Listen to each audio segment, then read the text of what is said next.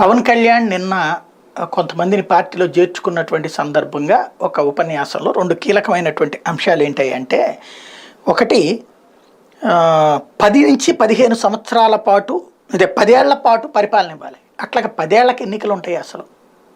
Number 1. ఆ లెక్కనైతే జగన్ కూడా ఇంకొక 5 ఏళ్ళు ఇవ్వాలి కదా. అప్పుడు పరిపాలన మొత్తం గతంలో పరిపాలన చెత్తగా ఉందనినే కదా ప్రజలు ఓట్లు 151 సీట్లు ఇచ్చింది. అప్పుడు ఇంకొక 5 ఏళ్ళు కూడా నడవనివ్వాలి కదా. లేదు మేము మాత్రం పవర్లోకి రావాలి, 10 ఏళ్ళు మాకు అధికారం ఇవ్వండి, ఎట్లా సాధ్యం? నెంబర్ 1.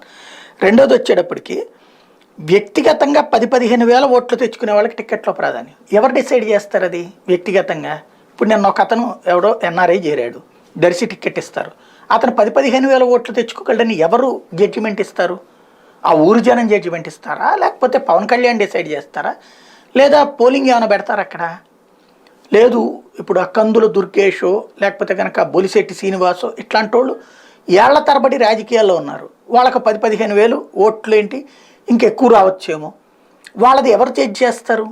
ఇప్పుడు సుందరపు విజయ్ కుమార్ లాంటి వాళ్ళు, బొలిశెట్టి సత్యానో లేకపోతే శివశంకర్ లాంటి వాళ్ళు, వాళ్ళకి 10,000-15,000 ఓట్లు వేస్తానని ఎవరు డిసైడ్ చేస్తారు? ఇది ఒక పెద్ద మిస్టరీ ప్రశ్న. మూడోది వచ్చేటప్పటికి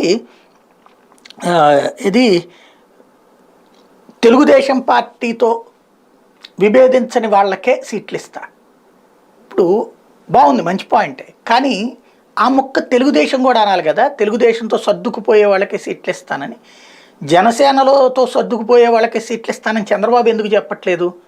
జనసేన తరపున నియోజకవర్గ ఇన్ఛార్జినే తన సీటు పక్కన కూడా కూర్చోవడానికి అంగీకరించినటువంటి తెలుగుదేశం నాయకులు, లేదంటే మేమే డైరెక్ట్గా పోటీ చేస్తామని చెప్పినటువంటి వాళ్ళు కనీసం 7-8 చోట్ల బహిరంగంగా జరిగింది. అక్కడ అవమానించబడింది ఎవరు? పవన్ కళ్యాణ? స్థానిక నాయకుడా? స్థానిక నాయకుడు కదా. నీ నాయకుడిని నీ మిత్రపక్షం అవమానిస్తుంటే కనీసం వాళ్ళని పిలిచి ప్రశ్నించి మందలించలేనటువంటి పార్టీ ఒకవైపు, వాళ్ళని ఈయన మందలించడం ఏంటో అర్థం కానటువంటి విచిత్రం. దీన్ని బానిసత్వం అంటారా, లేకపోతే కనుక ఏది సరెండర్, ఆత్మార్పణం అంటే తనని తాను అర్పించుకోవడం అంటారా అన్నటువంటిది ఆలోచించుకోవాల్సిన సందర్భం.